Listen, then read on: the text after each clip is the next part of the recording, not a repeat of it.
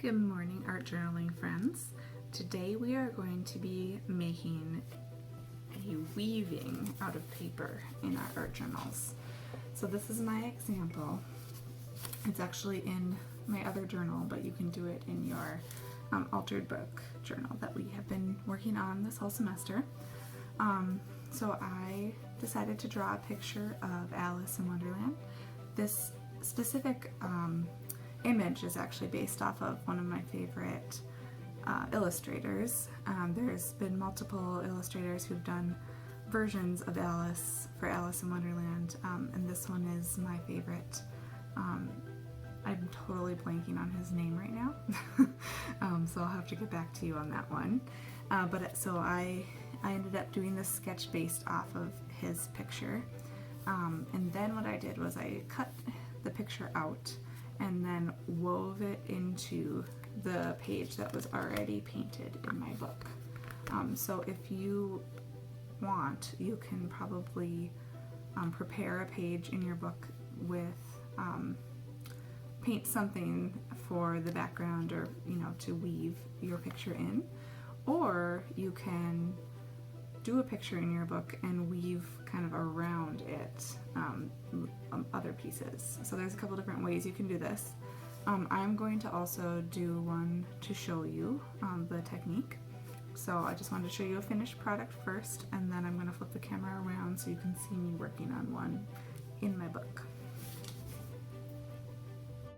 So for this example, I am going to take this piece of art that I created before, and I'm going to weave it into my book.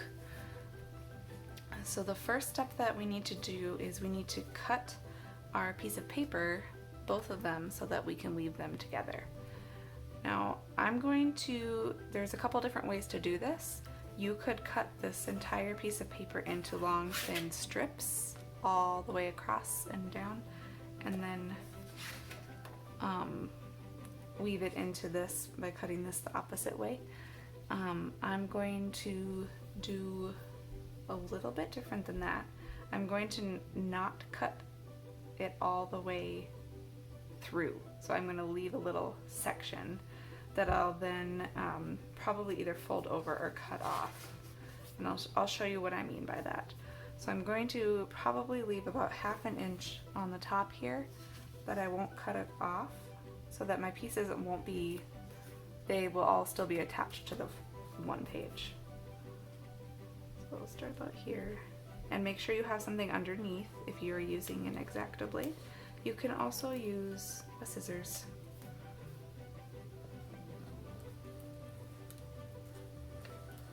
I'm trying to keep them uniform in width.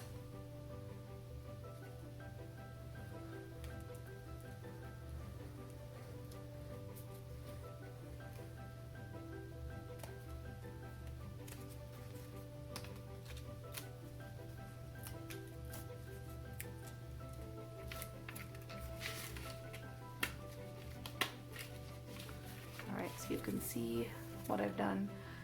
It's almost like a fringe, and it's still attached up here. So I'm going to continue all the way across the page. I have completed cutting my strips of this piece of paper and kept it intact on the top. Now I'm going to be doing the book that I'm going to be weaving this into. Now what I want to do for that is the same thing essentially, except for I'm going to go the opposite way. So I went vertically up and down for these. I'm going to go horizontally for these. And I made that choice partly because I want to kind of keep the words on this, and so I'm going to kind of follow the words in my cutting. Just noticed there's a little cut in this one. So I'm going to use the next page.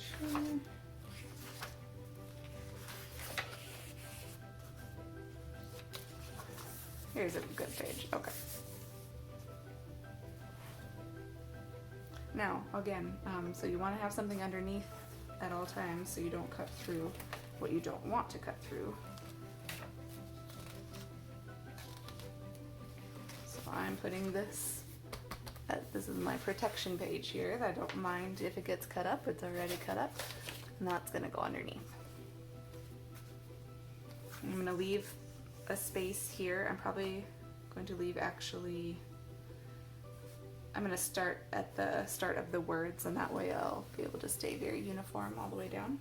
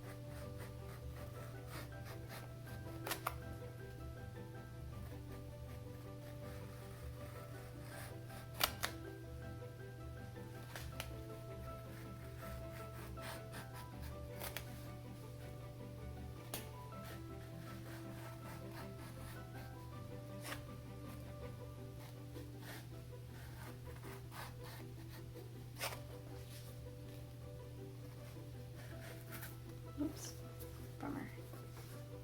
Hopefully I can take that.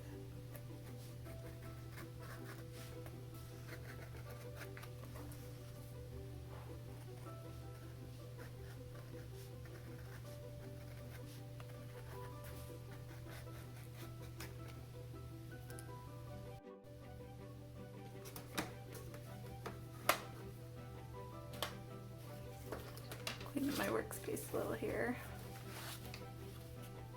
Okay, so I've got this, I've got this.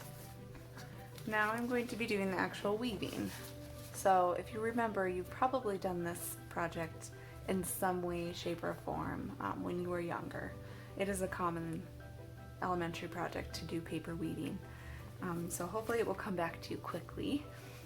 But what you want to do is you take your first one, and you want to just be going back and forth between going over and under. So I'm going over this one, under this one, over, under, over, under,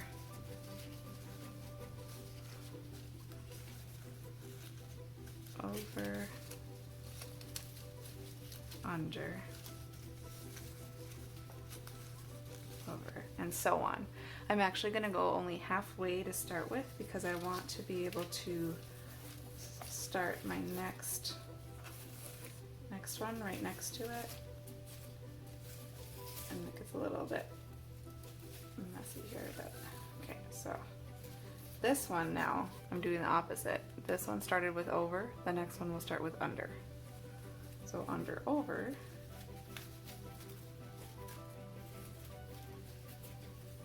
under, over, under, over, under, like that. And I'm going to keep on going all the way down and kind of wiggle this in so that I can get the whole thing in there. I'll meet you back here. Okay guys, I'm actually going to start over.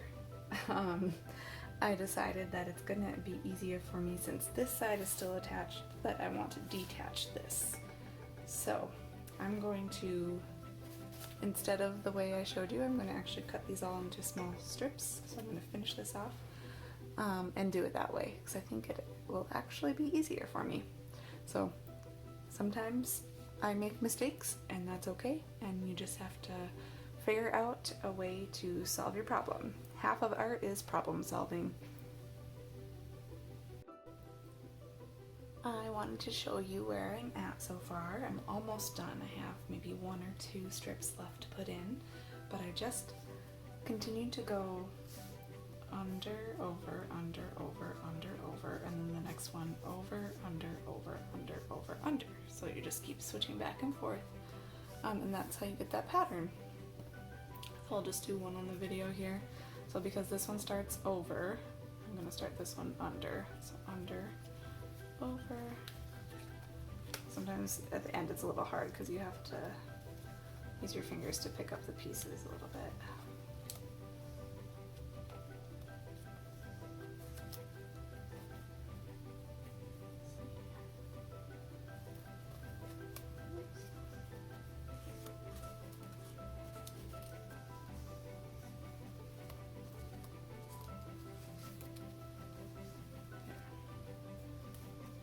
have room for one more, but I think I'm going to stop here just so that I can put some glue on the back. So what I'm going to do is I'm going to put some glue on this next page so that I can glue the edges down on all sides. And I think that I would like the shapes of the trees to stand out a little bit more. They're kind of hard to see in the checkered spots. I do like how it turned out up here.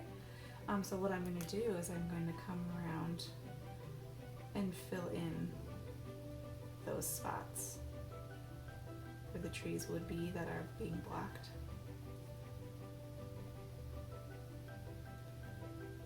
So you can use your creativity, decide how you want that to look.